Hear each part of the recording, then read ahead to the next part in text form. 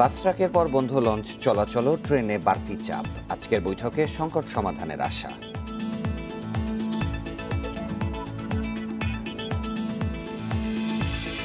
পাচার রোধে জ্বালানি তেলের দাম বৃদ্ধি দাবি প্রতিমন্ত্রী। কক্সবাজারে আটকা পড়েছে 20,000 পর্যটক।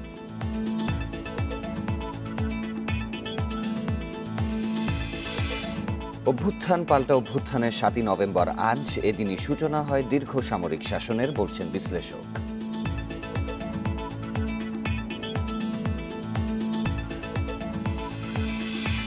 জলবায়ু সম্মেলনে ব্যর্থ দাবিতে গ্লাসগো সহ বিভিন্ন শহরে বিক্ষোভ। শীর্ষ 10 দূষণকারী দেশের নিষ্ক্রিয়তায় ক্ষোভ।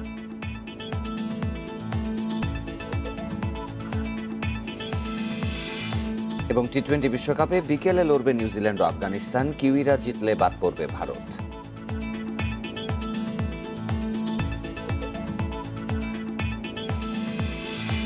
সকাল 9টার বিরতিহীন সংবাদে স্বাগত। সাথে আছি শাফাত বিন ফরিদ এবং আমি ফারহানা আলম। শুনছিলেন শিরোনাম, এবার বিস্তারিত।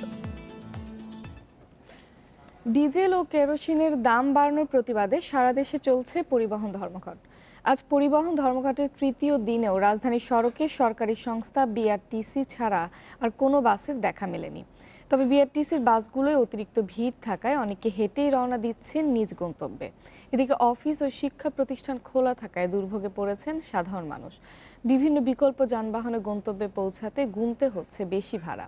এছাড়া দূরপাল্লার বাস বন্ধ থাকায় পরীক্ষা সহ নানা প্রয়োজনে রাজধানীতে এসে ধর্মঘটে আটকা পড়েছেন অনেকে। আজ মন্ত্রণালয়ের পক্ষে বৈঠকের পর ধর্মঘটের বিষয়ে সিদ্ধান্ত হবে বলে জানিয়েছে ঢাকা সড়ক পরিবহন মালিক সমিতি। এর আগে সরকার বৃহস্পতিবার ডিজেল ও কেরোসিনের দাম লিটারে 15 টাকা বাড়িয়ে 80 টাকা নির্ধারণ করে। এর সিদ্ধান্ত প্রত্যাহার অথবা ভাড়া পুনর্নির্ধারণের দাবিতে শুক্রবার ভোর থেকে অনির্দিষ্টকালে ধর্মঘট শুরু করে পরিবহন মালিক শ্রমিক সমিতি। এ নিয়ে আরও জানাতে রাজধানী গাবতলী থেকে আমাদের সাথে যোগ দিচ্ছে সহকর্মী মাহমুদ শরীফ। শরীফ, এই যে তৃতীয় দিনের মতো যে গণপরিবহন বন্ধ, তো এতে যাত্রী ভোগান্তি কেমন দেখছেন আর পণ্য পরিবহনের কি অবস্থা? দেখুন, আজকে যাত্রীদের ভোগান্তি, অফিসগামী মানুষ, কর্মজীবী মানুষদের ভোগান্তি চরম পর্যায়ে। আজকে তৃতীয় দিনের মতো এই পরিবহন ধর্মঘট চলছে। অনেকের হয়তো ধারণা ছিল যেহেতু শুক্রবারে ধর্মঘটের ডাক দিয়েছে, শুক্র শনি সরকারি ছুটি থাকে, তারপর আমরা দেখি যে আসলে শনিবারে অনেক বেসরকারি অফিস খোলা থাকে। সবার ধারণা ছিল হয়তো শুক্র শনির মধ্যেই দুই পক্ষের একটি বৈঠকের মাধ্যমে এই যে ধর্মঘটের বিষয়ে একটি সমঝোতা হবে, কিন্তু দুদিন পেরিয়ে গেছে, আজকে তৃতীয় দিনে চলে আসছে। আজকে নিয়ে আসলে বৈঠক অনুষ্ঠিত হবে। এতে আসলে যাত্রী বা যারা অফিসগামী মানুষ তাদের সাথে কথা হয়েছে, তারা আসলে ক্ষোভ জানিয়েছেন যে আসলে একটি সিদ্ধান্ত যখন এই ডিজেলের দাম বৃদ্ধির সিদ্ধান্ত আসলো, এরপরে 3 থেকে 4 দিন বলা চলে, 4 দিন পরে এ নিয়ে আসলে উচ্চ পর্যায়ের বৈঠক হবে। অর্থাৎ মানুষের যে ভোগান্তি, এই ভোগান্তি দূর করার জন্য দ্রুত কার্যকর পদক্ষেপ চেয়েছিলেন এখানে যারা সাধারণ মানুষ আছেন, যাত্রী আছেন তারা, কিন্তু আসলে সেটি হয়নি।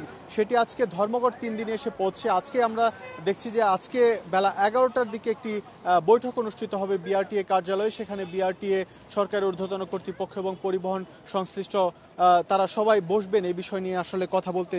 এখানে ভাড়ার যে সমন্বয়ের দাবি সেটি নিয়ে তারা কথা বলতে। এখন এই যে দেখছেন মানুষের যে অপেক্ষা, এখানে যখনই কোনো সিএনজি অটোরিকশা বা কোনো ব্যক্তিগত প্রাইভেট কার এসে ভিড়ছে, তখনই সেটিকে মানুষ ঘিরে ধরছে তাদের গন্তব্যে যাওয়ার জন্য, অফিসে যাওয়ার জন্য। আমরা শুধু যে এই গাবতলী, টেকনিক্যাল, কল্যাণপুর এই এলাকার চিত্র এরকম তা নয়, এখানে ঢাকার প্রতিটি জায়গাতে এরকম চিত্র আমরা দেখতে পাচ্ছি। সকাল থেকে মানুষের আসলে যে কর্মজীবী মানুষদের যে ভোগান্তি সেটি সীমাহীন। আপনি দেখতে পাচ্ছেন দু একটি বিআরটিসি বাস চলছে, কিন্তু সেই বাসেও যাত্রীদের যে কি ভিড়, একেবারে ঝুঁকি নিয়ে তারা তাদের যে গন্তব্য, তাদের কর্মস্থল, সেই কর্মস্থলে তারা যাচ্ছেন। এখানে দু একটি বিআরটিসি বাস চললেও সেটি কিন্তু আসলে খুবই সামান্য, কারণ যে পরিমাণ ঢাকায় মানুষের চাপ রয়েছে, যাত্রীদের চাপ রয়েছে, সে তুলনায় এই সরকারি সংস্থার দু একটি বিআরটিসি বাস চলাচল কিন্তু কোনো সমাধান নয়। এখন আজকের বৈঠক যেহেতু বেলা 11টায় অনুষ্ঠিত হবে, এখন যাত্রী বা যারা পথচারী আছেন তারা আসলে চাইছেন যাতে আজকে দুপুরের মধ্যেই হয়তো দুপুরের মধ্যেই যাতে একটি সমাধান আসে, যাতে গণপরিবহন চলাচল করে। এখানে যারা যাত্রী আছেন অনেকেই বলছেন ডিজেলের দাম বাড়ার কারণে সব গণপরিবহন বন্ধ করে দিয়েছে। অর্থাৎ অনেক গণপরিবহন আছে, তাদের দাবি যে যেগুলি আসলে সিএনজিতে চলাচল করে সেই গণপরিবহনগুলো বন্ধ রয়েছে। এখন কোনো অজুহাতে অর্থাৎ ডিজেলের দাম বৃদ্ধির অজুহাতে সব ধরনের গণপরিবহন বন্ধ করে দেয়া, এটি আসলে তারা চাইছেন সরকার যাতে দ্রুত পদক্ষেপ নেয়। কারণ এই যে মানুষের ভোগান্তি, এই ভোগান্তি উপেক্ষা করে মানুষ আসলে তাদের যে কর্মস্থল, সেই কর্মস্থলে ঠিকমতো পৌঁছতে পারছে না। আমরা দেখছি যে গত শুক্রবার থেকে এখন পর্যন্ত বিভিন্ন প্রতিষ্ঠানে নিয়োগ পরীক্ষা ছিল, সেই নিয়োগ পরীক্ষায় অনেকে উপস্থিত হতে পারেনি, অনেকে ঢাকার বাইরে থেকে নানা ধরনের ভোগান্তি উপেক্ষা করে অনেক বেশি বাড়তি ভাড়া দিয়ে তারা তাদের গন্তব্যে আসছেন বা তাদের যে নিয়োগ পরীক্ষা বা তাদের কর্মস্থল সেখানে আসছেন। সবকিছু মিলিয়ে এখন পর্যন্ত মানুষের যে ভোগান্তি সেটি অব্যাহত আছে। পরিবহন ধর্মঘটের বিষয়ে আরো জানাতে আমাদের সাথে গাবতলী থেকে এতক্ষণ যুক্ত ছিলেন মাহমুদ শরীফ। এদিকে বাস ট্রাক কাভার্ড ভ্যানের পর বন্ধ হলো লঞ্চও। বিআইডব্লিউটিএ বলেছে পুরনো ভাড়ায় লঞ্চ চালাতে, অথচ মালিকেরা সরিয়ে নিল সদরঘাট থেকেই। হঠাৎ লঞ্চ বন্ধ করে দেয়, দূর দূরান্ত থেকে ঘাটে এসে দুর্ভোগে পড়েন মানুষ। এদিকে শুক্র শনিবার সাপ্তাহিক ছুটির কারণে লঞ্চ মালিকদের সঙ্গে বৈঠকে বসেনি কর্তৃপক্ষ। চিকিৎসার জন্য শনিবার সকালে ঢাকায় আসেন বরিশালের আব্দুল্লাহ। ফিরে যেতে দুপুরে আসেন সদরঘাটে। তবে লঞ্চ চলাচল বন্ধ হয়ে যাওয়ায় পড়েন বিপাকে, শুয়ে পড়েন পন্টুনে। সাইড করে দিছে লঞ্চের লোক যে রুগী এক সাইডে থাক, ঠিক আছে, মানুষ আওয়া যাওয়া করে এক সাইডে থাক। লঞ্চ 2টা বাজে ছাড়বো বলছে, 2টা বাজে 2:30 বাজে আছে, পরে কইতে আছে লঞ্চ ছাড়বো না। সদরঘাটে এমন দুর্ভোগে পড়েন হাজারো যাত্রী। বাস বন্ধ থাকায় লঞ্চ বেছে নিয়েও আটকা পড়েন অনেকে, তাই রাত কাটাতে হচ্ছে ঘাটে। এই মুহূর্তে তো আমার এখানে ওষুধ নিয়ে রুগী না ফেলে মারা যেতে পারে। এই দুর্ভোগটা এগুলো তো করা ঠিক হয় নাই। ছেলে মেয়েরা পরীক্ষা দিতে আসছে, পরীক্ষা অফ হয়ে গেছে, তা দিতে পারে নাই। এখন আমরা কোথায় যাব? 2টা বাজেও লঞ্চে ফোন করা হয়েছে, তারা বলছে যে লঞ্চের আনুষ্ঠানিকভাবে কোনো বন্ধতার ঘোষণা আমরা পাই নাই। লঞ্চ মালিকরা জানান নৌ রুটে ভাড়া বাড়ানোর প্রস্তাব দিয়েছিল তারা, তবে বিআইডব্লিউটিএ তাতে সাড়া দেয়নি। তাই সদরঘাট টার্মিনাল থেকে সরিয়ে নেওয়া হয়েছে সব লঞ্চ। সিদ্ধান্ত নিয়েছি যে আসলে আমাদের ভাড়া যদি বৃদ্ধি না হয় সেই ক্ষেত্রে আমরা জাহাজ পরিচালনা করতে পারছি না। তার কারণটা হলো যে আমাদের আসলে প্রতি ট্রিপে আমাদের অনেক টাকা লস হইতেছে, সেই জন্য আমরা জাহাজগুলি আজকে বন্ধ করে দিয়েছি। 2013 সালের পর থেকে আর কোনো ভাড়া বৃদ্ধি হয় নাই, তো সেই একটা অপশন রয়ে গেছে। আবার এখন হঠাৎ করে অস্বাভাবিকভাবে তেলের মূল্য বৃদ্ধি, কোনো ঘোষণা ছাড়াই, কোনো আলাপ আলোচনা ছাড়াই, তো সেই ক্ষেত্রে আমাদের আর কিছু এখন করার নাই, আমরা পারছি না, আসলে আমরা নিরুপায়। এদিকে বিআইডব্লিউটি এর পরিচালক জানান সাপ্তাহিক ছুটির কারণে লঞ্চ মালিক সমিতির সঙ্গে বৈঠক করতে পারেননি তারা আমাদেরকে একটা বলেছিল যে আজকেই একটা ডিসিশন দেওয়ার জন্য, যেহেতু আজকে হলিডে আমরা আগামীকাল বসে এটা একটা ফয়সালা করব, সুতরাং লঞ্চ চলাচল করছে। জ্বালানি তেলের দাম বাড়ায় যাত্রীবাহী লঞ্চের ভাড়া প্রায় দ্বিগুণ করার প্রস্তাব করেছে লঞ্চ মালিকদের সংগঠন। আল আমিন হোসেন, ইন্ডিপেন্ডেন্ট নিউজ, ঢাকা। ধর্মঘটে বাস বন্ধ থাকায় যাত্রীদের চাপ বেড়েছে রেল স্টেশনে। অতিরিক্ত বগি যুক্ত করে পরিস্থিতি সামাল দেওয়া কঠিন হয়ে পড়েছে। দীর্ঘক্ষণ অপেক্ষার পরও টিকিট সংগ্রহ করতে না পারায় ক্ষোভ প্রকাশ করেন যাত্রীরা। করোনার কারণে স্ট্যান্ডিং টিকিট বিক্রি বন্ধ থাকায় এই পরিস্থিতির সৃষ্টি হয়েছে বলে জানিয়েছে কর্তৃপক্ষ। তবে বিকল্প ব্যবস্থায় টিকিট দেওয়ার কথা জানান তারা। কমলাপুর রেল স্টেশনে কোনো ট্রেন ঢোকা মাত্রই হুড়মুড় করে উঠছেন যাত্রীরা। ভিড় ঠেলে ওঠা কঠিন, তাই জানালা দিয়েও ঢুকে পড়ছেন অনেকে। ধর্মঘটের কারণে বাসে যাওয়ার সুযোগ নেই, তাই গন্তব্যের আশেপাশের জেলার উপর দিয়ে যাওয়া কোনো ট্রেন পেলেও উঠে পড়ছেন যাত্রীরা। সিট কাটা ছিল, আমরা তো জানলা দিয়ে উঠছি, এছাড়া আর কোনো ওয়ে ছিল না। ট্রেনে তো ভাই এমনি লোকালের টিকিট পাই না, প্রথম অনলাইনের থেকে টিকিট সংগ্রহ করছি ভাই, আসার পরে তো সিট পাই না ভাই। এখন আপাতত আরেকজন সিটে আছি। 7 তারিখে পরীক্ষার ডেট ছিল, সেই পরীক্ষার ডেট আমাদের হচ্ছে আবার হঠাৎ করে পিছিয়ে দেওয়া হয়েছে, সেটা পিছিয়ে 20 তারিখে দেওয়া হয়েছে। ডাক্তারখানা থেকে আমরা জানছি না যে এমন হবে, নয়তো আমরা কালকে আসতাম। তবে ট্রেন পর্যন্ত পৌঁছাতেও ঝক্কি কম নয়। টিকিটের জন্য ঘন্টার পর ঘন্টা দাঁড়িয়ে থাকতে দেখা গেছে যাত্রীদের। টিকিট তো নাই, ট্রেনে কষ্ট করে উঠতে হবে, এখন যেভাবে হোক উঠতে হবে। লাইনে দাঁড়িয়ে আছে, এখন কি করব, দেখি যদি চট্টগ্রাম মেল যদি ছাড়ে তারপরে যাব। এখন তো দেখি এটাও অফ করে রাখছে। তত পাইলে আমরা বুঝতে পারতাম যে আদৌ কি আমরা যাইতে পারবো কি পারবো না, টিকিট আছে কি আছে না। করোনার কারণে স্ট্যান্ডিং টিকিট বিক্রি বন্ধ থাকায় বাড়ে সংকট। টিটিদের কাছে থাকা জরিমানার কাগজকেই ব্যবহার করা হয় টিকিটের বিকল্প হিসাবে। আসলে কিন্তু ঈদের চেয়েও বেশি ঝামেলাটা কালকে এবং আজকে গিয়েছে। এমন কিছু মানুষের কাছে যেতেই হবে, সেক্ষেত্রে কিছু টিকিট দেওয়া হচ্ছে, সেটা হচ্ছে ইএফটির মাধ্যমে। যাত্রী চাপ সামাল দিতে সংযোজন করা হয় 35টি অতিরিক্ত বগি। Suman Tanvir, Independent News, Dhaka. পরিবহন ধর্মঘটের তৃতীয় দিনের পরিস্থিতি নিয়ে আরও জানাতে এবার চট্টগ্রাম ও বরিশাল থেকে যোগ দেবেন সহকর্মীরা। শুরুতেই যাব চট্টগ্রামে, সেখানে রয়েছেন সহকর্মী অনুপম শীল। অনুপম, বেলা বাড়ার সাথে সাথে পরিবহন ধর্মঘটের পরিস্থিতি কেমন দেখছেন? মানুষের ভোগান্তি কেমন? দূরপাল্লার কোনো বাস কি ছেড়ে গেছে কি? প্রথমত আসলে আজকে পরিস্থিতি কিছুটা ভালো, কারণ আজকে সকাল থেকে আমরা দেখছি যে রাস্তায় যানবাহনের সংখ্যা, বিশেষ করে গণপরিবহনের সংখ্যা কিছুটা বেড়েছে এবং সে প্রেক্ষাপটে আজকে যারা সকাল থেকে সপ্তাহের প্রথম দিন যারা মূলত অফিস আদালতগামী যে সমস্ত মানুষ আছেন তারা কিছুটা স্বস্তি পেয়েছেন। তবে রাস্তায় যেহেতু এখনো একটি পরিবহন মালিকদের যে সংগঠন তারা তাদের নিয়ন্ত্রণাধীন গণপরিবহনগুলো শুধু নেমেছে, সেজন্য কিছুটা যানবাহন মানুষের তুলনায় কম। সেক্ষেত্রে হয়তো কিছু হুড়োহুড়ি এবং কিছু কিছু ক্ষেত্রে অতিরিক্ত যাত্রী হিসেবে অনেককে বাসে উঠতে হচ্ছে। আর একটি বিষয়, এক্ষেত্রে যাত্রীরা যেটি অভিযোগ করেছেন যে তাদের কাছ থেকে ক্ষেত্র বিশেষে দ্বিগুণ ভাড়াও আদায় করা হচ্ছে, অর্থাৎ যেখানে চট্টগ্রাম শহরের ভেতরে উঠানামা বাসগুলোতে দেখা যায় যে স্বল্প দূরত্বে 5 টাকা কম সর্বনিম্ন ভাড়া, সেটি এখন 10 টাকা হয়ে পড়েছে। এ বিষয়ে আমি বাংলাদেশ চট্টগ্রাম মেট্রোপলিটন পরিবহন মালিক গ্রুপের যিনি সভাপতি বেলায়েত হোসেন, তার সাথে কথা বলেছিলাম। তিনি বলছেন যে যেহেতু আজকে দুপুরে মন্ত্রণালয়ে এই বিষয়ক একটি বৈঠক রয়েছে, বৈঠকের পরেই তারা হয়তো এই নির্দেশনাগুলো চট্টগ্রাম শহরে যে সমস্ত গণপরিবহন চলবে তাদের জন্য দেওয়া হবে। আপাতত যেহেতু মানুষের ভোগান্তি কমানোটাই লক্ষ্য, সেজন্য হয়তো কিছু ভাড়া তারতম্য এই মুহূর্তে হতে পারে, সেটি জনসাধারণকে বিবেচনা করার জন্য তিনি অনুরোধ করেছেন। অনুপম নিশ্চয়ই আমাদের সাথে থাকবেন, এ বিষয়ে আরো তথ্য আপনার মাধ্যমে আমরা দর্শকদের জানাবো। এবার একটু বরিশালে যাব, সেখানকার পরিস্থিতি জানাবেন সহকর্মী মুরাদ আহমেদ। মুরাদ, গতকাল বিকেল থেকে লঞ্চ চলাচল বন্ধ ঘোষণা করা হয়েছে বরিশালে, তো যাত্রীরা কেমন ভোগান্তির সম্মুখীন হচ্ছেন সার্বিক পরিস্থিতি নিয়ে জানাবেন।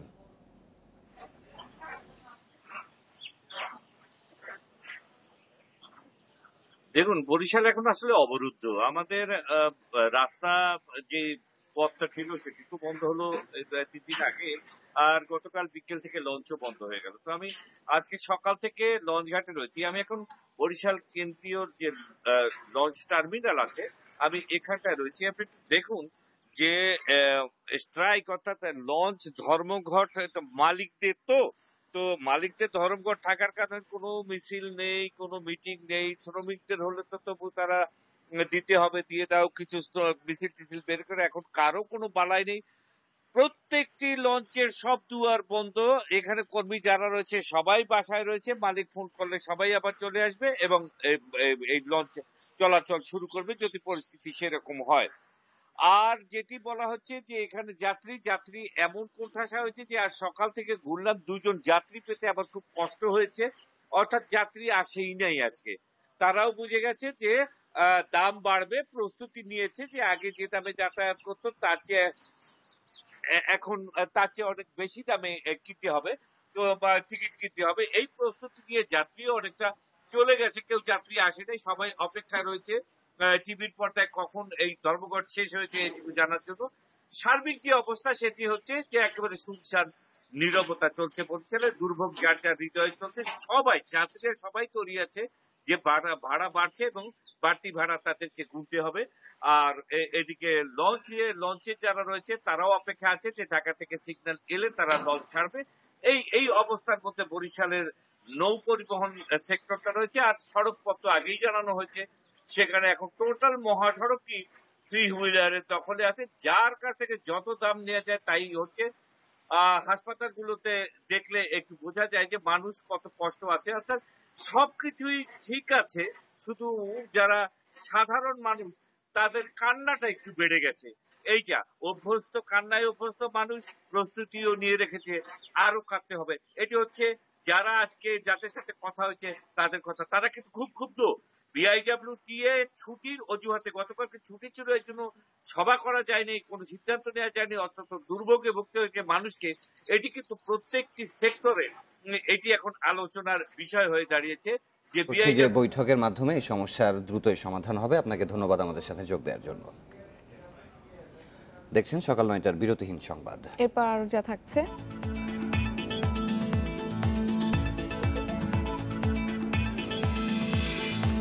ফুচকা, পুরি, শরবতসহ সব পথের খাবারেই মিলেছে ব্যাকটেরিয়া। টাইফয়েড সহ জটিল রোগে ভুগছে মানুষ। পথ শিশুদের নামে এনজিও খুলে টাকা আত্মসাৎ, প্রথম অক্ষর ফাউন্ডেশনের কর্মকর্তা ইমন লিন্ডা গ্রেপ্তার।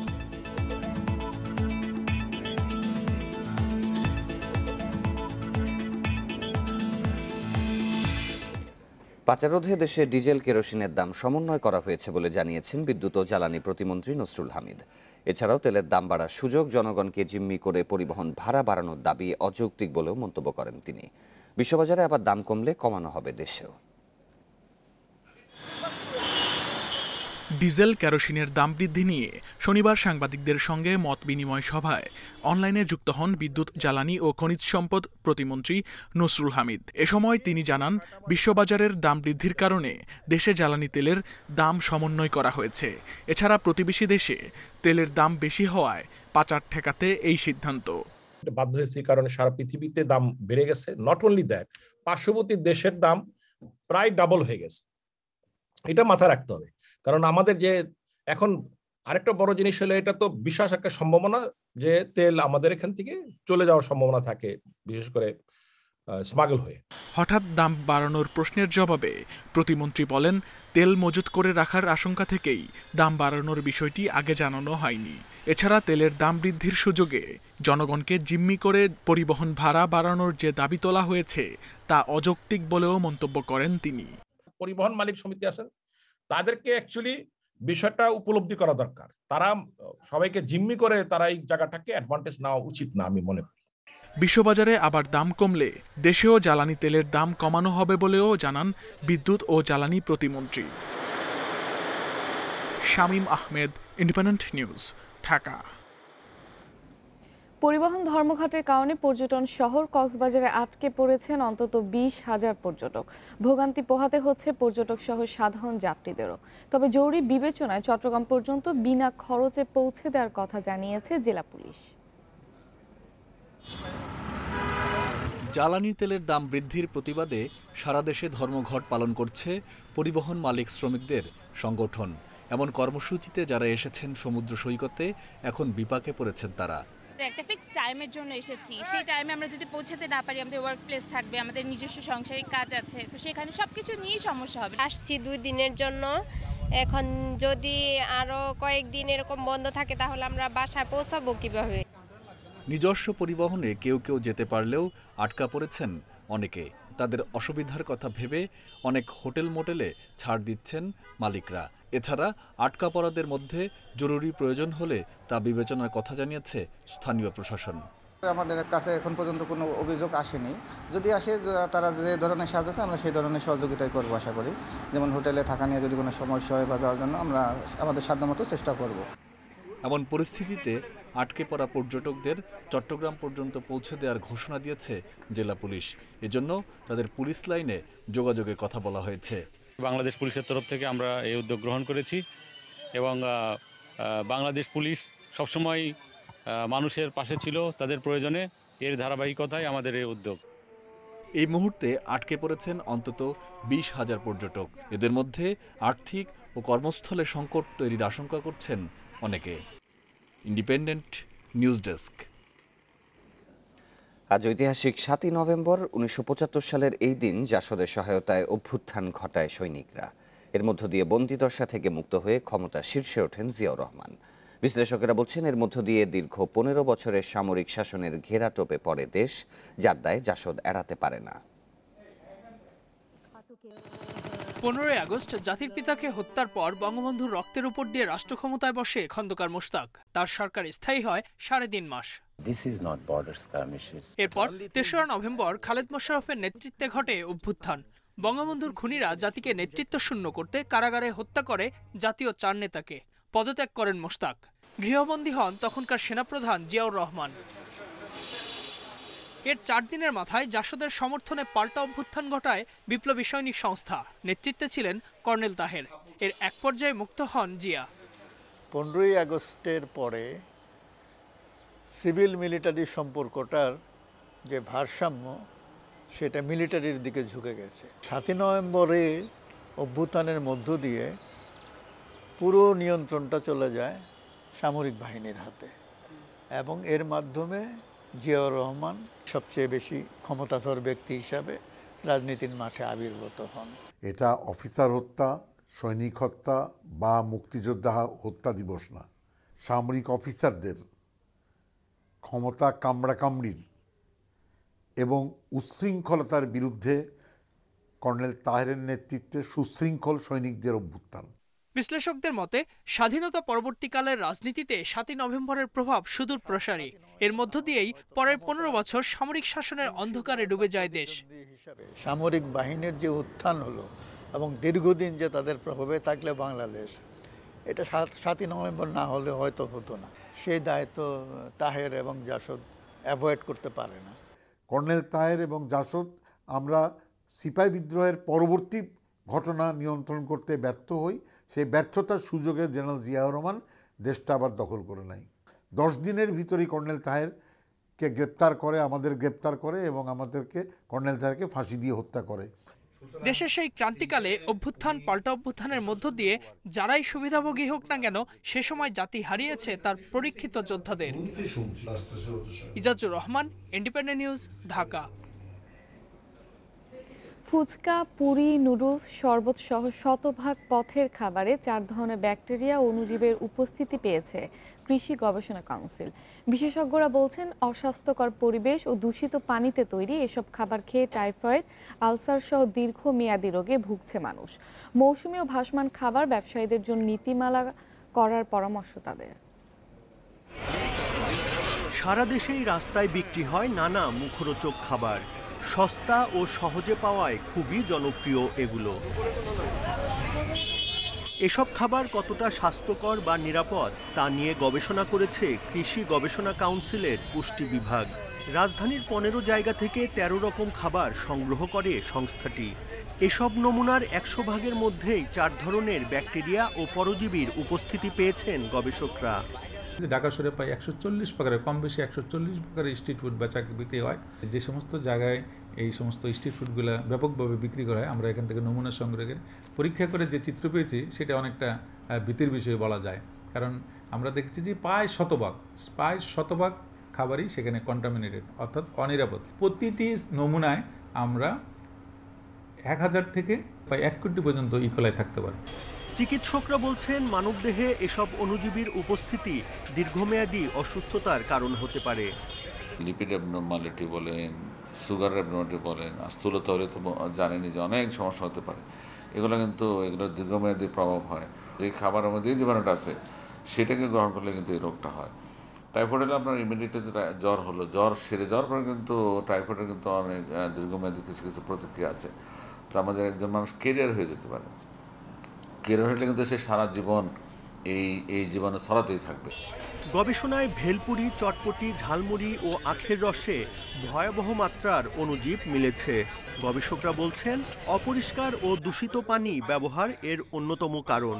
সংশ্লিষ্ট কর্তৃপক্ষ, বিশেষ করে সিটি কর্পোরেশন, তাদেরকে প্রতিনিয়ত একটা প্রশিক্ষণের ব্যবস্থা করা এবং কিভাবে হাইজেনিক ফুড উৎপন্ন করবে এবং কিভাবে পরিবেশন করবে, এইগুলোর ব্যাপারে অবশ্যই আমি মনে করি ধারাবাহিকভাবে প্রশিক্ষণ দেওয়া উচিত। কিছু কিছু নির্দিষ্ট স্থানে যদি তাদেরকে বসার ব্যবস্থা করে দেয়।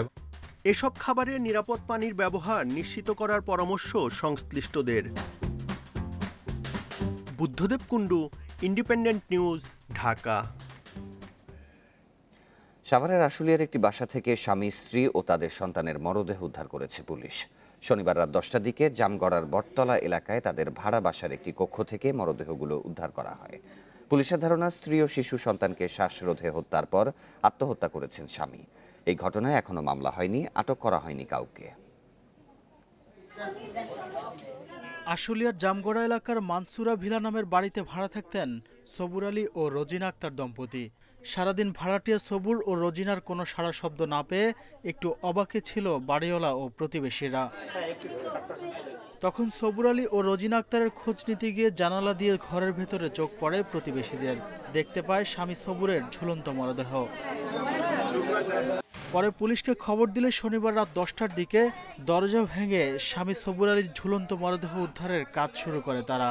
তখন খাটের ওপর স্ত্রী রোজিনা ও ৯ বছরের শিশু কন্যা সুমাইয়ার মরদেহ উদ্ধার করে পুলিশ। পুলিশ এসে দরজা খোলানোর পরে দেখছি দুইজন নিচে শোয়ানো আছে, একজন রশিতে ঝুলে রয়েছে। পিছনে কোনো ঘটনা আছে, তাদের ফ্যামিলিগত সমস্যা থাকতে পারে। আমরা তো দেখছি যে অনেক মিল মহব্বতই ছিল। মরদেহগুলো ময়নাতদন্তের জন্য রাজধানীর শহীদ সোহরাওয়ার্দী মেডিকেল কলেজ হাসপাতালের মর্গে পাঠানো হয়। স্ত্রী সন্তানকে হত্যার পর স্বামী সবুর আলী আত্মহত্যা করেছে বলে প্রাথমিকভাবে ধারণা পুলিশের। প্রাথমিকভাবে মনে হচ্ছে যে স্বামী স্ত্রীর পারিবারিক কলহের ভিত্তিতে হয়তোবা হত্যাকাণ্ডটা ঘটতে পারে কিংবা আত্মহত্যা যায় বলেন আমরা এটা পরবর্তীতে পোস্টমর্টমের রিপোর্টের ভিত্তিতে বলতে পারি। নিহত দম্পতির গ্রামের বাড়ি কুড়িগ্রাম জেলার ফুলবাড়িতে। রোজিনা পেশায় পোশাক শ্রমিক ও সবুর অটোরিকশা চালক ছিলেন। Independent news desk. প্রথম অক্ষর নামে ফাউন্ডেশন খুলে পথ শিশুদের নামে দিনে তোলা হচ্ছিল 1.5 থেকে 2 লাখ টাকা। তবে এর 7 বছর পর ডিবি জানতে পারে অনুদানের 75% টাকায় আত্মসাৎ করছিল ফাউন্ডেশনের চেয়ারম্যান ইমন ও মহাসচিব লিন্ডা। তাদের যৌন নির্যাতন, মাদক ব্যবসা সহ নানা অভিযোগে গ্রেফতার করেছে গোয়েন্দা পুলিশ। পথ শিশুদের খাবার দিতে রাজধানীর 50 থেকে 70 পয়েন্টে তহবিল সংগ্রহ করে প্রথম অক্ষর ফাউন্ডেশনের স্বেচ্ছাসেবকরা। এতে দিনে উঠে 1.5 থেকে 2 লাখ টাকা। তাদের ফেসবুক পেজ দেখে মনে হবে এ টাকায় সুবিধা বঞ্চিতদের খাবার দিয়েছে তারা, করেছে স্কুলও। একই প্রোগ্রামের ছবি বিভিন্ন টাইমে বিভিন্ন দিনের কথা বলে বলে পাবলিশ করা হইতো।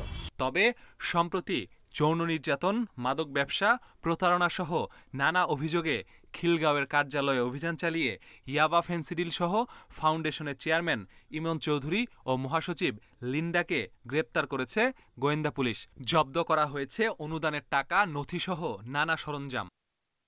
এদিকে ইমন লিন্ডাকে গ্রেপ্তারের পর স্বেচ্ছাসেবকরাই দিচ্ছেন প্রতারণার নানা তথ্য। বলছেন তারা কেউই স্বেচ্ছাসেবক নন, বেতনভুক্ত কর্মচারী।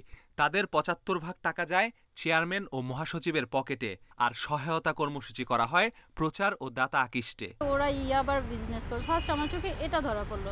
তারপর ইয়াবার বিজনেস করে ভলান্টিয়াররা ইয়াবা কিনে বাসায় নিয়ে যাচ্ছে। যে কোনো বিবাহ অনুষ্ঠানে যে বড়দের ভিআইপি মানুষের খাবারটা তাই কেন, এই খাবারটাই ওরা মানে বাচ্চাদের দেয়। অনেক মায়ের জোর করে, আর সামনে মাদক দ্রব্য রেখে যে তুই ইয়াবা খাস, এই কাজ, ব্যবসা করো, অনেক কিছু আমাকে ব্ল্যাক পেনের মাধ্যমে আমার কাজ করানো হয়। গোয়েন্দারা বলছেন 2014 সালে ফাউন্ডেশন গঠন করেন সবজি বিক্রেতা থেকে হোমিওপ্যাথি চিকিৎসক বনে যাওয়া ইমন। মহাসচিব হন নিজেকে প্রকৌশলী পরিচয় দেওয়া লিন্ডা। মাদক উদ্ধার করি যে সংক্রান্ত বিষয় ইতিমধ্যে একটা মামলা হয়েছে, আর এখানে যেসব ফিমেল ভলান্টিয়াররা রয়েছে তাদের মধ্যে বেশ কিছু অভিযোগও রয়েছে, তারা ধর্ষণের শিকারও হয়েছে। সে সংক্রান্তে তারা হয়তো ধর্ষণ মামলা করতে পারে। গোয়েন্দারা বলছেন প্রতারণার টাকায় চেয়ারম্যান ও মহাসচিব কিনেছেন ফ্ল্যাট, খুলেছেন নামে বেনামে 10 থেকে 15টি প্রতিষ্ঠান। সকল বাসিন্দাদের উদ্দেশ্যে একটি কথা বলতে চাই, আপনারা নিজেরা সবাই নিজের জায়গা থেকে প্রয়োজন নিজে সাহায্য করবেন, বাট কোনো সংস্থা, প্রথম অক্ষর সহ আরও কিছু ভুইফোর এরকম সংস্থা আছে, তাদের মাধ্যমে সাহায্য করার দরকার নেই। ওরা এই টাকাগুলো বিভিন্ন অপকাজে ব্যবহার করে। এখানেই শেষ নয়, পিএটিভির নামে পরিচয়পত্র তৈরি করে চাঁদাবাজিতেও অভিযুক্ত তারা। Masudur Rahman, Independent News, Dhaka. এডিসের মতো কিউলেক্স মশা যেন এবার রাজত্ব না করতে পারে সেই লক্ষ্যে কাজ শুরু করেছে সিটি কর্পোরেশন। নগর কর্তৃপক্ষ বলছে পর্যাপ্ত কীটনাশক রয়েছে, আগেভাগেই ছিটানো শুরু হয়ে গেছে। মশার বিষয়ে সচেতন হতে সরকারি বেসরকারি সব প্রতিষ্ঠানকে চিঠি দিয়ে সতর্ক করা হয়েছে, প্রয়োজনে নেওয়া হবে আইনি ব্যবস্থা। এডিস মশার মৌসুম শেষ না হতেই আতঙ্ক তৈরি করেছে কিউলেক্স মশা নিয়ে। কীটতত্ত্ববিদদের আশঙ্কা এবার কিউলেক্সের ঘনত্ব ভাঙবে অতীতের সব রেকর্ড। নভেম্বর থেকে মার্চ পর্যন্ত দেখা দেয় কিউলেক্স মশার উপদ্রব। পরিস্থিতি সামলাতে আগেভাগেই কর্মপরিকল্পনা নিয়েছে সিটি কর্পোরেশন। এরই মধ্যে হটস্পট চিহ্নিত করে চলছে অভিযান। কিউলিসের ব্যাপারে যাতে বৃদ্ধি না পায় সেই ব্যাপারে আমাদের যে জলাধারগুলো রয়েছে এবং আমাদের যে বিটিভিশনের জায়গাটা রয়েছে যেখানে পানি যাতে বৃদ্ধি না পায় সেই ব্যাপারে আমরা ধানমন্ডিবাসী যারা এখানে ধানমন্ডি ওনার অ্যাসোসিয়েশন তাদের সাথে কথাবার্তা বলছি। আমরা এই কচুরি পানাকে পরিষ্কার রেখে যেইভাবে কিউলেক্স মশাটা বিস্তর লাভ না করতে পারে, ডেঙ্গুকে আমরা যেভাবে জয় করেছি কিউলেক্স মশাকে ইনশাল্লাহ আমরা সেইভাবে জয় করতে পারবো। উত্তর সিটি কর্পোরেশন বলছে মশার প্রজনন হতে পারে এমন সব প্রতিষ্ঠানকে চিঠি দেওয়া হয়েছে পরিষ্কার পরিচ্ছন্নতার জন্য। অব্যবহৃত ভূমি যেখানে আগাছা জন্মাচ্ছে, বিভিন্ন একটু মার্শি একটু পানি আছে, কিছু একটু কচুরি পানা জন্মাচ্ছে, এইগুলো জায়গাতে আমরা বড় বড় করে নোটিশ দিয়ে দিচ্ছি যে যাতে করে তারা এসে আমাদের সঙ্গে এগুলো পরিষ্কার করে ফেলে। প্রয়োজনে কিউলেক্স নিধনে চিরুনি অভিযান চালানো হবে বলে জানাচ্ছে সিটি কর্পোরেশন।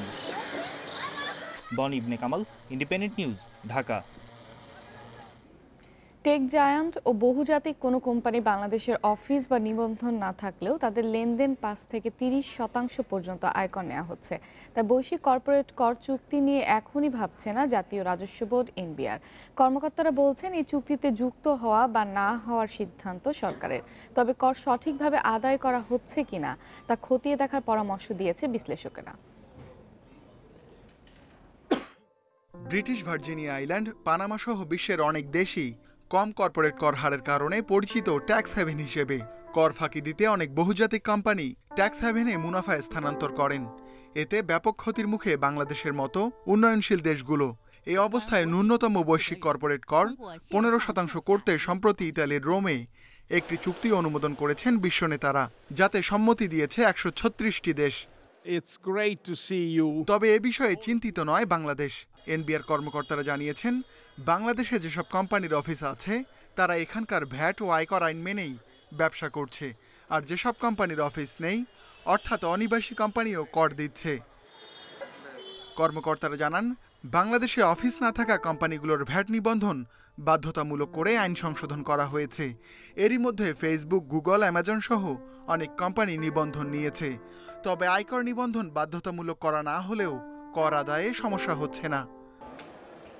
কর্মকর্তারা জানান, এদেশের কোনো ব্যক্তি বা কোম্পানি যখন কোনো অনিবাসী কোম্পানির সেবা নেন তখন বিল পরিশোধ হয় ব্যাংকের মাধ্যমে বৈদেশিক মুদ্রায়। এই বিল পরিশোধের সময়ই কর কেটে সরকারি কোষাগারে জমা দেয় সংশ্লিষ্ট ব্যাংক। অনিবাসী কোম্পানির ক্ষেত্রে আইনগত বাধ্যবাধকতার জায়গাটি ভিন্ন রকম, বাট সব ক্ষেত্রেই কিন্তু তাকে কর পরিশোধের বাধ্যবাধকতাটুকু আছে। বিল প্রাপ্তি হয়, বিল প্রাপ্তির সময় বাংলাদেশ ব্যাংকের মাধ্যমে যখন রেমিটেন্স হয় সেই রেমিটেন্সের বিপরীতে উচ্চ কর কর্তন করা হয়। তবে এভাবে আয়কর নেয় বাংলাদেশের কোম্পানির ব্যবসার খরচ বাড়ছে কিনা তা নিয়ে প্রশ্ন থেকেই যায়। যে রেটগুলি আছে জেনারেলি রিভিউর সুযোগ আছে, গ্লোবাল প্রতি বছরই পরিবর্তিত হয় সময়ের কারণে। We have to remain competitive, we have to remain, যাতে এটা যারা যেমন ট্যাক্স হ্যাভেন আছে তার কাউন্টার যদি বলা হয় আমরা ট্যাক্স কি বলে যে একটা টর্চার ল্যান্ড যাতে না হয়। ভ্যাট নিবন্ধন বাধ্যতামূলক হওয়ায় অনিবাসী কোম্পানির ভ্যাটের পরিমাণ এখন জানতে পারছে সরকার।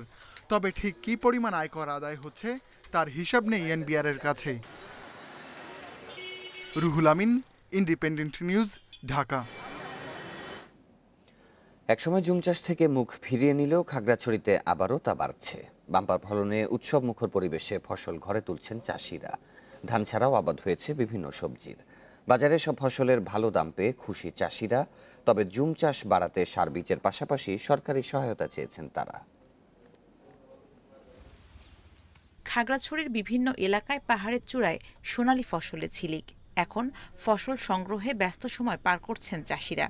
ভালো দাম পাওয়ায় গত কয়েক বছর ধরেই জুম চাষে বেড়েছে আগ্রহ।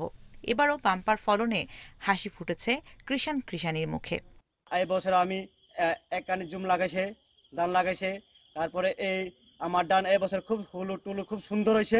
জুম চাষ করি, বৃষ্টিপাত ভালো হওয়ার কারণে আমাদের ফসলগুলো খুব ভালো হয়েছে। পাহাড়ের বুকে শুধু ধান চাষই নয়, আবাদ হয়েছে 40 জাতের শাকসবজিরও। তবে জুম চাষিদের জন্য সার ও বীজের পাশাপাশি সরকারি সহায়তা চান জুমিয়ারা। খেতিগুলো আমরা লাগাচ্ছি এখানে, যেমন ধান, হলুদ, আদা, বুটা, তারপরে শাকসবজি। জুম চাষে ফলন বাড়াতে গবেষণা করছে কৃষি গবেষণা কেন্দ্র। আধুনিক পদ্ধতিতে পরিবেশ বান্ধব জুম চাষে চাষিদের পরামর্শ দিচ্ছেন কর্মকর্তারা। জুমের সঙ্গে যদি আধুনিক পদ্ধতি অনুসরণ করতে পারি তাহলে জুম চাষটাও যেমন হয়ে যাচ্ছে, পাশাপাশি আমাদের প্রকৃতি এবং যে মাটির উর্বরতা সেটা আমরা সংরক্ষণ করতে পারছি। খাগড়াছড়িতে এবার ৩,৯০০ হেক্টর জমিতে জুম চাষ হয়েছে। ফসল উৎপাদন হয়েছে ৫,৯০০ মেট্রিক টন, যা গতবারের চেয়ে ৩,১০০ মেট্রিক টন বেশি। Independent news desk. জলবায়ু সংকট মোকাবেলায় কার্যকর পদক্ষেপ নিতে জাতিসংঘ জলবায়ু সম্মেলন ব্যর্থ হয়েছে দাবি করে বিশ্বের বিভিন্ন শহরে বিক্ষোভ করেছেন পরিবেশবাদীরা। COP26 সম্মেলনে ভেন্যু গ্লাসগোতে বিক্ষোভে অংশ নেন প্রায় 1 লাখ মানুষ। কিশোর পরিবেশ কর্মী গ্রেটা থানবার্গ বিক্ষোভে উপস্থিত থাকলেও কোনো বক্তব্য রাখেননি। জলবায়ু সম্মেলনের প্রথম সপ্তাহের আলোচনা বিশ্ব নেতারা নানা প্রতিশ্রুতি দিলেও কোনো সিদ্ধান্ত না হওয়ায় ক্ষুব্ধ পরিবেশবাদীরা। আলোচনায় দ্রুত অগ্রগতির দাবি জানিয়েছেন তারা। এদিকে একটি সেতু অবরোধ করায় বিক্ষোভ থেকে 21 জনকে আটক করে পুলিশ। গ্লাসগো ছাড়া ফ্রান্স, কেনিয়া, তুরস্ক, ব্রাজিল, অস্ট্রেলিয়া, কানাডা সহ প্রায় 100 দেশে বিক্ষোভ অনুষ্ঠিত হয়। বিশ্বে প্রায় 2 বছরে করোনা আক্রান্তের সংখ্যা ছাড়িয়েছে 25 কোটি। এর মধ্যে শেষ 5 মাসে 5 কোটি নতুন রোগী শনাক্ত হয়েছে। মৃত্যু হয়েছে 50,57,000-এরও বেশি মানুষের। সংক্রমণ ও মৃত্যুর হার 2.021%। আর এ পর্যন্ত সুস্থ 90.6% করোনা রোগী। 2019 সালের ডিসেম্বরে চীনের উহান থেকে সংক্রমণ ছড়িয়েছে বিশ্বের 221টি দেশ ও অঞ্চলে। 2019 সালের 31 ডিসেম্বর চীনের উহানে প্রথম করোনা সংক্রমণের খবর প্রকাশ পায়। কঠোর বিধিনিষেধ আরোপে চীনের সংক্রমণ কমলেও ভাইরাস ছড়িয়ে পড়ে সারা বিশ্বে। করোনার প্রকোপ বাড়ায় 2020 সালের 11 মার্চ বিশ্বজুড়ে মহামারী ঘোষণা করে বিশ্ব স্বাস্থ্য সংস্থা। সংক্রমণ শুরুর 6 মাস পর 28 জুন বিশ্বে শনাক্ত ছাড়ায় 1 কোটি। তারপর দ্রুত বাড়তে থাকে সংক্রমণ। 2020-এর জুলাই থেকে ডিসেম্বর পর্যন্ত আরও 7 কোটি মানুষ করোনায় আক্রান্ত হয়। আর 2021 সালের প্রথম 6 মাসে বিশ্বজুড়ে করোনা শনাক্ত হয়েছে আরও 10 কোটি। এর পরের 5 মাসে সংক্রমণ কিছুটা কমে আসে। এ সময়ে আরও 5 কোটি নতুন রোগী শনাক্ত হয়। মহামারীর শুরুর 23 মাসে করোনায় মৃত্যু 50.5 লাখ। বিশ্বে সর্বোচ্চ সংক্রমণ ও মৃত্যু হয়েছে যুক্তরাষ্ট্রে। দেশটিতে করোনায় আক্রান্ত 4.72 লাখ আর মৃত্যু 7,74,000।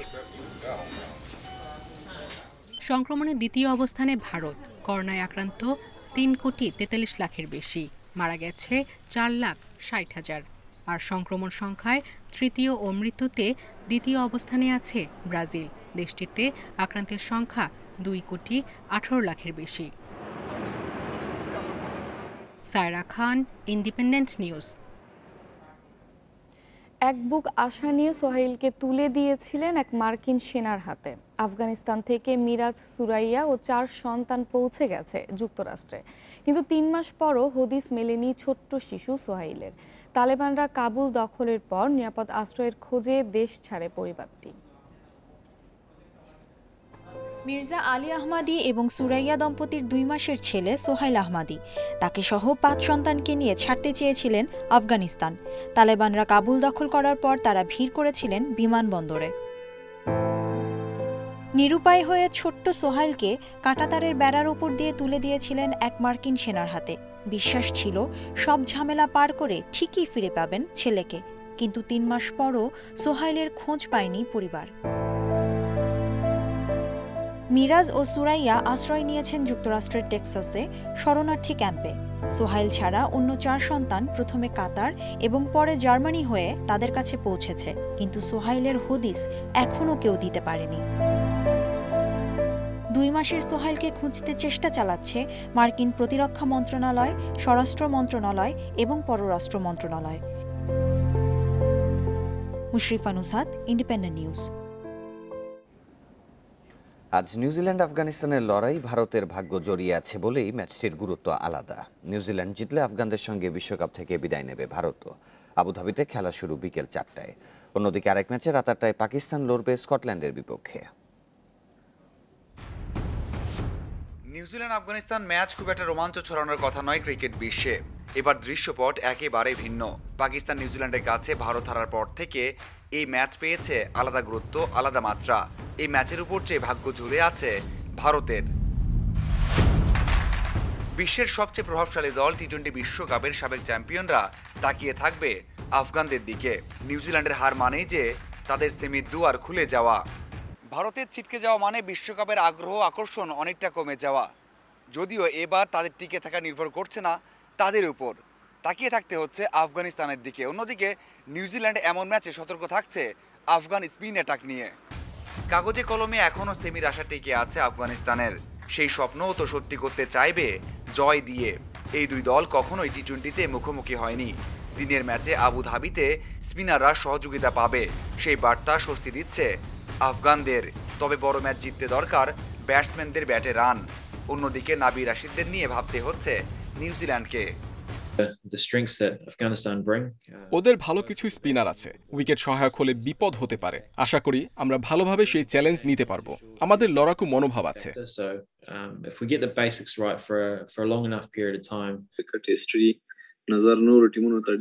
স্পিনাররা আমাদের শক্তি। মুজিব খেলতে পারবে কিনা এখনো নিশ্চিত না, তবে আমরা প্রস্তুত সেমি নিশ্চিতে সেরাটা দিতে। বড় ম্যাচে ব্যাটাররা রান করতে না পারলে জেতা সম্ভব নয়। দিনের আরেক ম্যাচ শুধুই নিয়ম রক্ষার। সবার আগে সেমি নিশ্চিত করা পাকিস্তান লড়বে স্কটল্যান্ডের বিপক্ষে। গ্রুপ পর্বে নিজেদের শেষ ম্যাচে অবশ্যই বাবর আজমদের লক্ষ্য ধারাবাহিকতা ধরে রাখা, সেমির লড়াইয়ের জন্য প্রস্তুত থাকা। অন্যদিকে বাংলাদেশকে হারিয়ে বিশ্বকাপ মিশন শুরু করা স্কটল্যান্ড সময়ের সাথে হারিয়ে ফেলেছে ধারাবাহিকতা। শেষ ম্যাচে ভারতের কাছে হেরেছে লজ্জার হার। মাঝারুল ইসলাম, ইন্ডিপেন্ডেন্ট নিউজ, দুবাই, সংযুক্ত আরব আমিরাত। দুসেন মার্করামের দুর্দান্ত ব্যাটিং আর রাবাদার হ্যাটট্রিকে ইংল্যান্ডকে 10 রানে হারিয়েছে সাউথ আফ্রিকা। 190 রানের টার্গেটে ইংলিশরা করে 179 রান। 131 রানের মধ্যে আটকাতে না পারায় জিতেও সেমির আশা পূরণ হয়নি প্রোটিয়াদের। নেট রান রেটে এগিয়ে অস্ট্রেলিয়া উঠে গেছে শেষ 4-এ। শেষ ম্যাচ হেরেও গ্রুপ সেরা ইংল্যান্ড। রানের পাহাড় 189। রোমাঞ্চকর একটা ম্যাচের আভাস দেয় সাউথ আফ্রিকা, যেখানে প্রতিপক্ষের চেয়ে বেশি চিন্তায় ছিল অস্ট্রেলিয়া। 131 রানের মধ্যে বেঁধে ফেলতে পারলে ইংল্যান্ডের সাথে সেমিতে উঠবে প্রোটিয়ারা। ব্যাটিং উইকেটে জয়ের জন্যই মাঠে নামে ইংলিশরা। দুর্দান্ত ধারাবাহিক 2 ওপেনার 4 ওভারে তুলে ফেলে 37 রান। আরও ভয়ঙ্কর হয়ে ওঠার আগে জেসন রয় ইনজুরিতে প্যাভিলিয়নে ফেরেন। বাটলারের 26 রানের ক্যামিওতে টার্গেটে ছুটতে থাকে ইংল্যান্ড। মঈন আলী 137-এর উপর স্ট্রাইক রেট রেখে ব্যাট করেছেন। ততক্ষণে 131-এর মধ্যে আটকে ফেলার সব চেষ্টা শেষ। সেমির আশাও শেষ প্রোটিয়াদের। তবে জয় দিয়ে আসর শেষ করার সুযোগ তখনও ছিল। বিনোদন আর রোমাঞ্চের ক্রিকেটে রাবাদার হ্যাটট্রিকে হার মেনেছে ইংল্যান্ড। ওকস মর্গ্যান জর্ডানকে ফিরিয়ে 10 রানে জয় এনে দিয়েছেন এই পেসার। এর আগে টিকে থাকার লড়াইয়ে সাউথ আফ্রিকা দেখিয়েছে হার না মানা মানসিকতা। দ্রুত বিদায় নেন হেনড্রিক্স, ডিকক করেন 34 রান।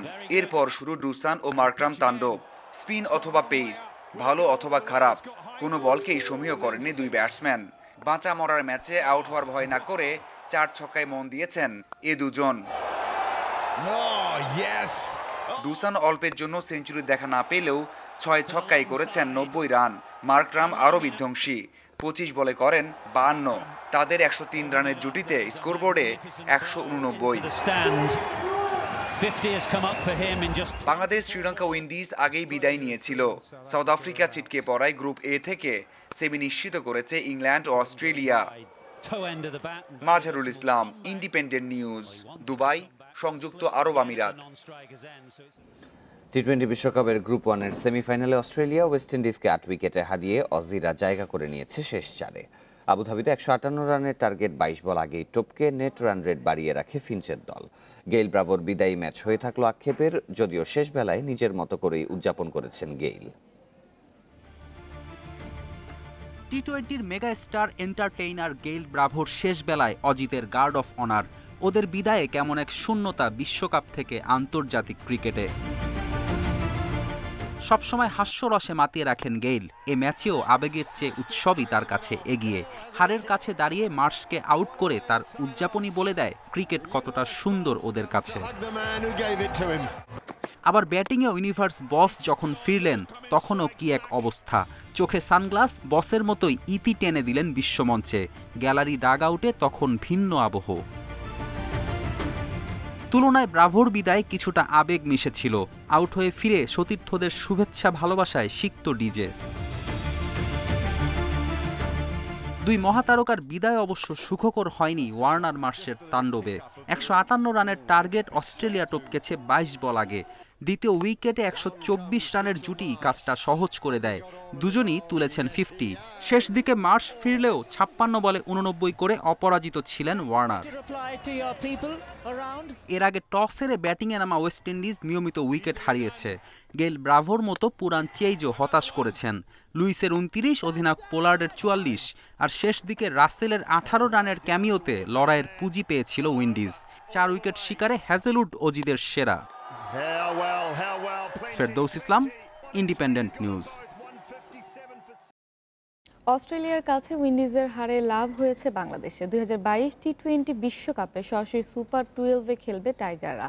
টানা ৩ বিশ্বকাপে প্রথম রাউন্ডে খেলার পর অবশেষে অস্ট্রেলিয়াতে সরাসরি চূড়ান্ত পর্বের সুযোগ মিলেছে। আবুধাবিতে ওয়েস্ট ইন্ডিজ হারায় টি-20 র্যাঙ্কিংয়ের 10-এ নেমে গেছে উইন্ডিজ। টানা 2 হারে প্রথমবার বিশ্বকাপে প্রাথমিক পর্বে খেলতে হবে দুইবারের চ্যাম্পিয়নদের। 6 রেটিংয়ে এগিয়ে 8-এ উঠেছে বাংলাদেশ। রোববার আফগানিস্তান হারলে 7-এ চলে যাবে মাহমুদুল্লাহর দল। নতুন নিয়মে চলতি বিশ্বকাপের 2 ফাইনালিস্ট আর র্যাঙ্কিংয়ের শীর্ষ 6 দল খেলবে পরের বার সুপার 12-এ। আর চলমান বিশ্বকাপের সুপার 12-এ আসা দলগুলোর মধ্যে যারা শীর্ষ 8-এ নেই তাদের পার হতে হবে প্রথম রাউন্ড।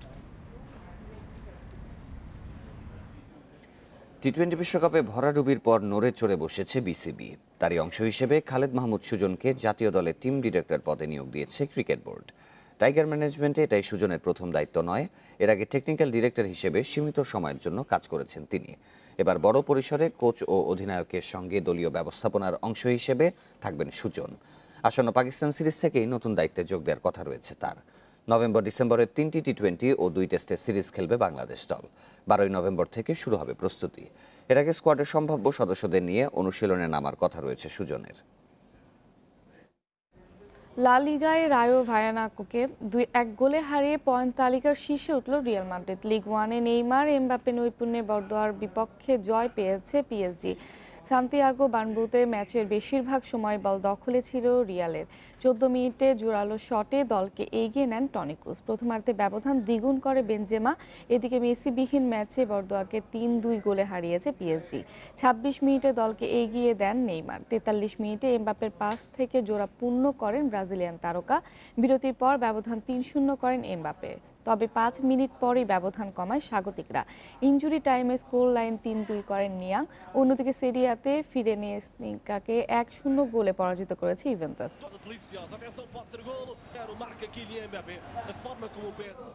এদিকে ইটালিয়ান সেরিয়াতে মৌসুমের প্রথম মিলান ডার্বিতে আজ মুখোমুখি হবে ইটালির 2 জায়ান্ট এসি ও ইন্টার মিলান। চিরপ্রতিদ্বন্দ্বী এসি মিলানের আতিথ্য নেবে ইন্টার। সেন সিরোতে ম্যাচ শুরু রাত 2:45-টায়। মৌসুমে লিগে অপ্রতিরোধ্য এসি মিলান 11 ম্যাচে এখন পর্যন্ত কোনো হার দেখেনি রসজনেরিরা। বর্তমান চ্যাম্পিয়ন ইন্টার মিলানের চেয়ে 7 পয়েন্ট এগিয়ে স্টেফানোর দল। ছন্দে রয়েছে ইব্রাহিমোভিচ, জিরুরা। বিপরীতে সময় ভালো যাচ্ছে না নেরাজ্জুরিদের। 11 ম্যাচে 24 পয়েন্ট নিয়ে টেবিলে 3 নম্বরে রয়েছে ইন্টার মিলান। শিরোপা দৌড়ে টিকে থাকতে মিলান ডার্বিতে জয় গুরুত্বপূর্ণ ইনজাগির দলের জন্য। 2 দলের শেষ 5 দেখায় 4 জয় সফরকারীদের। তবে সাম্প্রতিক ফর্ম ও স্বাগতিক তকমা এগিয়ে রাখছে এসি মিলানকে।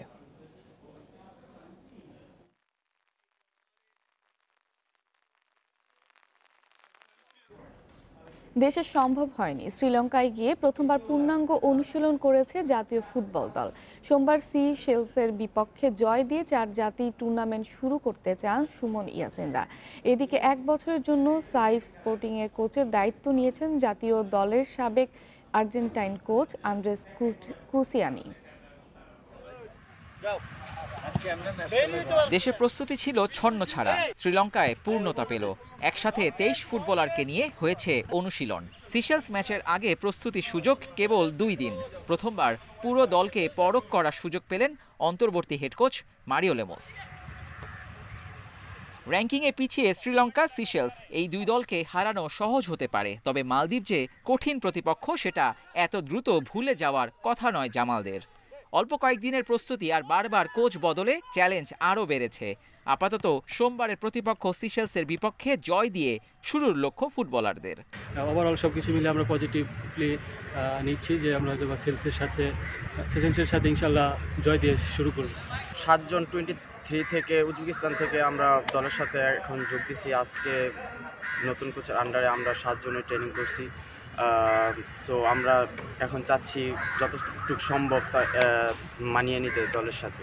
জাতীয় দলের কোচ সংকটের মধ্যেই বাংলাদেশে ফিরলেন সাবেক কোচ আন্দ্রেস ক্রুসিয়ানি। এসেছেন সাইফ স্পোর্টিং এর হেড কোচ হয়ে। 2005-এ তার কোচিংয়েই সাফের ফাইনালে শেষবার খেলেছিল বাংলাদেশ। এবার সাইফ স্পোর্টিংকে সেরা করতে চান এই আর্জেন্টাইন। সাইফের সাথে আপাতত চুক্তি 1 বছরের। কথায় নয়, আমি কাজ করে দেখাতে চাই। অবশ্যই চেষ্টা থাকবে সবগুলো শিরোপা জেতার, তবে কাজটা কঠিন। আমি চ্যালেঞ্জ নিতে চাই। দেশের ইতিহাসে আর্চারির সবচেয়ে বড় আসর এশিয়ান আর্চারি চ্যাম্পিয়নশিপ শুরু হচ্ছে 13 নভেম্বর থেকে। বাংলাদেশ, ভারত, কোরিয়া সহ 16টি দেশ অংশ নেবে। এই উপলক্ষে রাজধানীর একটি হোটেলে হয়েছে লোগো উন্মোচন। প্রতিপক্ষ কঠিন হলেও রোমান দিয়াদের নিয়ে আশাবাদী কোচ মার্টিন ফ্রেডরিক। বিশ্ব আর্চারি চ্যাম্পিয়নশিপে আমরা ভালো করতে পারিনি, তবে দেশের মাটিতে এই টুর্নামেন্টে আমাদের সুযোগ আছে। ভারত, দক্ষিণ কোরিয়া আমাদের জন্য মূল প্রতিপক্ষ। আমি বলবো একক বা দলগত যে কোনো ইভেন্টেই আমাদের স্বর্ণ জয়ের সুযোগ আছে। রিকার্ভ ও কম্পাউন্ড ইভেন্টে নারী পুরুষ মিলিয়ে বাংলাদেশের প্রতিনিধি 15 জন। সবগুলো ম্যাচ হবে আর্মি স্টেডিয়ামে। Abidur Rahman, Independent News, Dhaka. এই ছিল বিরতিহীন সংবাদে। আমাদের সব খবরের আরো বিস্তারিত জানতে চোখ রাখুন ফেসবুক, ইউটিউব এবং টুইটারে। ধন্যবাদ সবাইকে।